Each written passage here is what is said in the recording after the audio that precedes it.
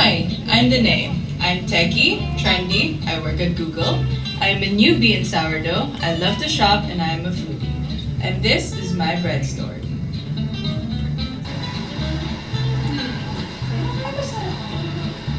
Ay, Gardenia, morning ma'am. Na-try niyo na po ba itong bagong sourdough bread ng Gardenia? Ay, parang hindi pa. Tamang-tama po ma'am. Subukan niyo po ang kakaibang sarap at sustansya ng Gardenia Healthy Grain Loaf, ang aming multi-grain sourdough bread. But what makes it special? Hindi po ito katulad ng ibang multi-grain breads ma'am.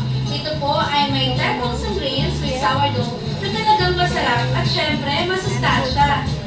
10 wholesome grains in a sourdough? I usually don't see that.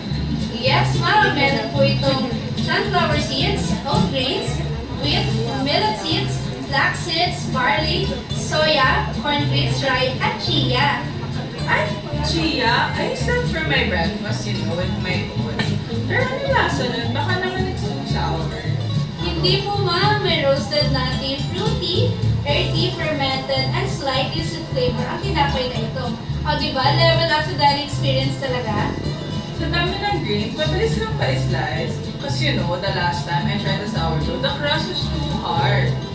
And syempre po, ma'am, ito po ay re-slice na at baked fresh daily, kaya may soft and moist texture at healthy pa. What is the proof na healthy siya? Ang Gardenia Healthy Grain Loaf po ay may Nutri Plus advantage. Ito po ay high in vitamin D3, vitamin E, folate, source of vitamin A ng zinc at fiber na nakaka-boost ng immunity at nakakatulong sa ating digestive health.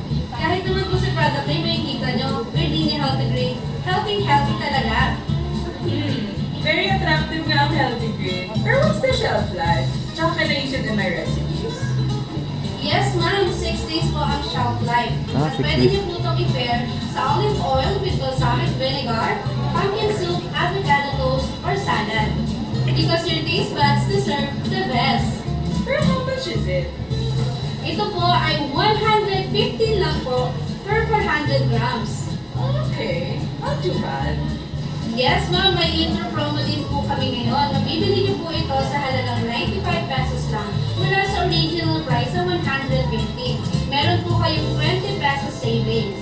95? Sure ka? Wow, kaya naman! I'll take 2. Hindi po, tamang-tama po ang inyong desisyon. Sigurado pong hindi kayo